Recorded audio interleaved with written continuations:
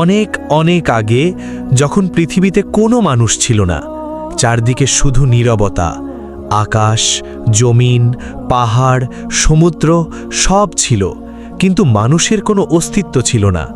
তখন আল্লাহ তাআলা ফেরেশতাদের বললেন, আমি পৃথিবীতে আমার প্রতিনিধি সৃষ্টি করব।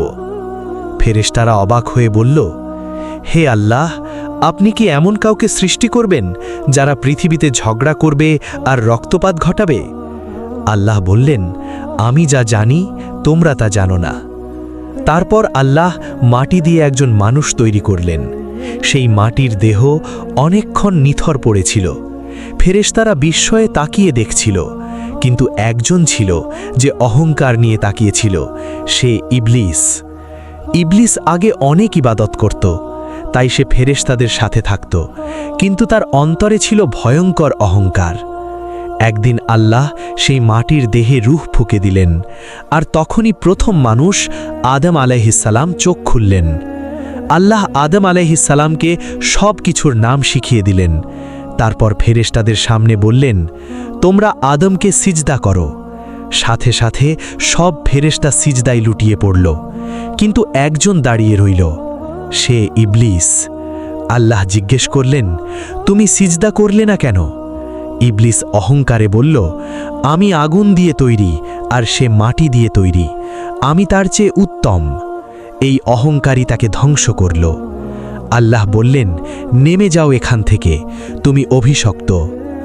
ইবলিস তখন প্রতিজ্ঞা করল, আমি মানুষকে বিপথে নেব, ডানে বামে সামনে পেছনে এসে তাদের ধোঁকা দেব।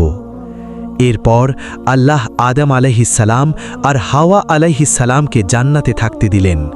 সেখানে ছিল শান্তি, সুখ আর অফুরন্ত নিয়ামত। শুধু একটি গাছের কাছে যেতে নিষেধ করা হয়েছিল, কিন্তু ইবলিস থামেনি। সে ফিসফিস করে বলল, এই গাছের ফল খেলেই তোমরা অমর হয়ে যাবে। ধীরে ধীরে শয়তানের কথায় তারা ভুল করলেন, নিষিদ্ধ ফল খেয়ে ফেললেন। সাথে সাথে তাদের পোশাক খুলে গেল। তারা লজ্জায় গাছের পাতা দিয়ে নিজেদের ঢাকতে লাগলেন। তখন আল্লাহ বললেন, আমি কি তোমাদের নিষেধ করিনি? শয়তান তো তোমাদের প্রকাশ্য শত্রু। আদম আলাইহিসসালাম কেঁদে ফেললেন, তিনি ক্ষমা চাইলেন, হে আমাদের রব, আমরা নিজেদের ওপর জুলুম করেছি, আপনি ক্ষমা না করলে আমরা ক্ষতিগ্রস্ত হব। আল্লাহ তাদের তওবা কবুল করলেন, কিন্তু জান্নাত থেকে পৃথিবীতে পাঠিয়ে দিলেন। সেদিন থেকেই শুরু হলো মানুষের পৃথিবীর জীবন, আর শুরু হলো শয়তানের সাথে মানুষের যুদ্ধ, সত্য আর মিথ্যার যুদ্ধ। এই কারণেই ইসলাম অহংকারকে সবচেয়ে ভয়ঙ্কর গুনাহগুলোর একটি বলে, কারণ একটি অহংকারী ইবলিসকে জান্নাত থেকে চিরতরে বের করে দিয়েছিল।